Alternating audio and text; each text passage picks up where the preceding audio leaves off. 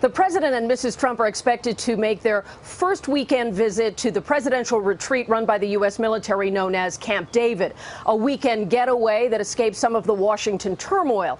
At the same time, those investigators who are working on the shooting that wounded 4 people on a practice field say they haven't found any evidence of advanced planning, but they do have a very interesting clue.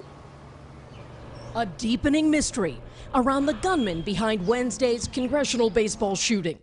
Officials say James Hodgkinson carried a handwritten list with the names of House Republicans, including Alabama's Mo Brooks, Arizona's Trent Franks, and South Carolina's Jeff Duncan.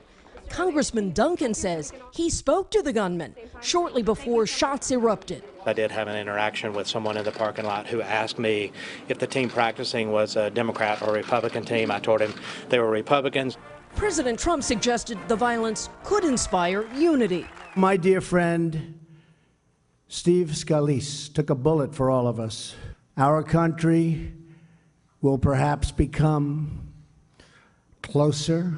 In Miami's Little Havana Friday, the president signed a new Cuba policy that brings back restrictions lifted by President Obama. The move will curb individual Americans from travel to Cuba and tighten U.S. business with Cuba's military-owned interests. But the president drew attention away from that event with new actions tied to the Russia investigation. President Trump added a heavyweight criminal lawyer to his outside legal team. Washington's John Dowd, who defended figures in past D.C. scandals and led baseball's gambling investigation that banned star player Pete Rose. But can another lawyer bench the president's Twitter game? Friday, the president declared, "I am being investigated for firing the FBI director by the man who told me to fire the FBI director. Witch hunt," referring to Deputy Attorney General Rod Rosenstein. The president delivered another surprise. He voluntarily released a federal financial disclosure, not due until next year. The filing, cleared by the Office of Government Ethics, shows the president reported earnings in a broad range, a minimum of $595 million since January 2016. But President Trump refuses to release any tax returns.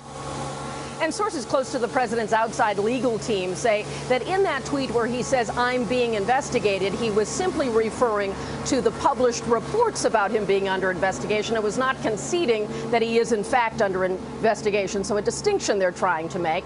Also, Vice President Mike Pence has hired an outside lawyer as well. And Friday, he told reporters that was just a matter of something very routine.